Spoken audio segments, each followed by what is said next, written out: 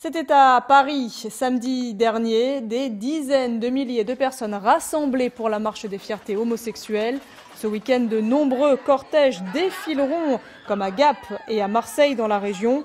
Et cette année encore, une délégation arabe LGBT sera dans le cortège. Ludovic Mohamed Zéad, bonsoir. Bonsoir. Vous êtes imam et homosexuel. Est-ce que vous serez dans ce cortège samedi? Oui, bien sûr, comme chaque année. C'est très important d'être visible et aussi de faire apparaître, de mettre en perspective cette diversité de la communauté LGBT, des communautés LGBT en France, qui inclut de plus en plus aujourd'hui, de manière positive, je trouve, des gens qui sont issus de l'immigration, qui sont réfugiés aussi, qui sont gays, lesbiennes, bi, trans. C'est très important. On va continuer à discuter de ça avec vous. Créé à la suite des émeutes de Stonewall aux États-Unis en 1969, la marche des fiertés existe partout aujourd'hui dans le monde.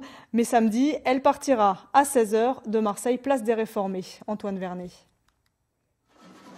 Les drapeaux aux couleurs de l'arc-en-ciel investiront les rues de Marseille samedi. La Gay Pride et la marche des fiertés, c'est l'occasion de porter les revendications des lesbiennes, des gays, des bi et des trans. Mais la fête est déjà entachée. Le concert prévu samedi soir devant la mairie n'aura pas lieu.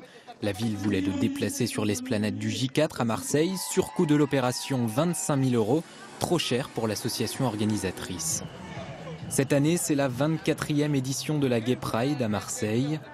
En 1994, la première parade gay dans la cité phocéenne avait rassemblé 400 militants. En 2013, lorsque Marseille était capitale européenne de la culture, la ville avait accueilli l'Europride, une édition boudée par la communauté LGBT. Seulement 7500 personnes avaient défilé dans les rues, selon la police à l'époque. Pour cette Gay Pride 2018, les organisateurs attendent 15 000 personnes. Vous prenez quelque chose? Non, merci, c'est gentil. Samedi, c'est l'acteur de Plus belle la vie, Jonas Ben Hamed, qui donnera le coup d'envoi de la marche des fiertés. Le jeune homme interprète le rôle de Dimitri, un garçon transgenre. Jonas Ben Hamed, désigné personnalité LGBT de l'année, est lui-même transgenre. Dans sa démarche.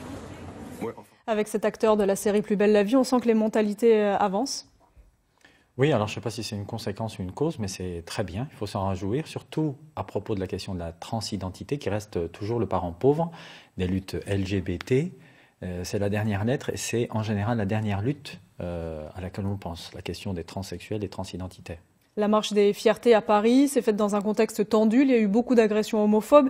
Il y en a eu aussi à Marseille. On se souvient justement, on parle de Plus belle la vie, de l'acteur Laurent Kéruzoré qui avait été agressé parce qu'il est homosexuel. Est-ce que vous confirmez cette hausse des agressions ? C'est ça le souci, c'est-à-dire que nos sociétés, je trouve, surtout en France, sont de plus en plus progressistes, inclusives, pour les droits de l'être humain, quelle que soit notre orientation sexuelle, y compris à l'intérieur de communautés musulmanes, même si c'est encore très balbutiant ici, chez les musulmans. Mais ceux qui sont en face, les radicaux, les violents, les intégristes, les réactionnaires, les fascistes, ont de plus en plus peur de perdre ce combat des idées, réagissent de manière de plus en plus violente. Mais la violence, c'est l'arme du pauvre intellectuellement parlant. On voyait aussi Mélanie Henniquin, qui est une nageuse du Cercle des nageurs, qui avait été agressée, elle aussi, parce qu'elle est homosexuelle, en Picardie. Vous êtes imam et homosexuel. Est-ce que c'est compatible d'être musulman et homosexuel aujourd'hui ? Ah oui, je ne me pose même plus la question aujourd'hui. Je pense que l'islam, très clairement pour moi, je l'ai reformulé dans mon esprit comme une philosophie de vie, des conseils de vie, une hygiène de vie, par rapport, dans les rapports qu'on établit à autrui, au divin. C'est certainement pas, pour moi aujourd'hui, un système fasciste de contrôle des identités sexuelles, de genre, des identités ethniques.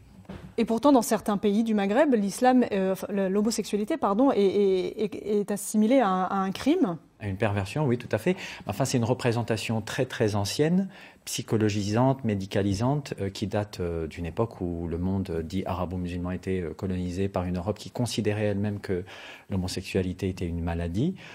Aujourd'hui, en Tunisie notamment, il y aura des gens qui seront dans le cortège depuis la Tunisie, le président de l'association Shems notamment.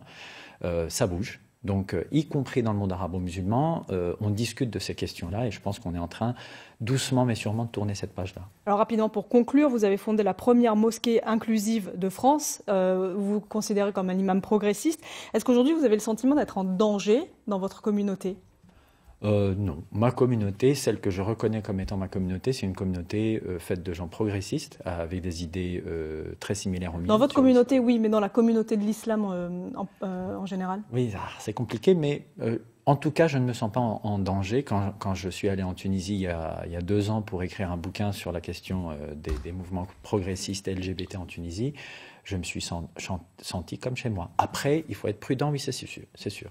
Merci beaucoup d'être venu. Donc, vous serez samedi dans le cortège de la marche des fiertés avec la délégation arabe LGBT. Merci d'être venu sur notre plateau.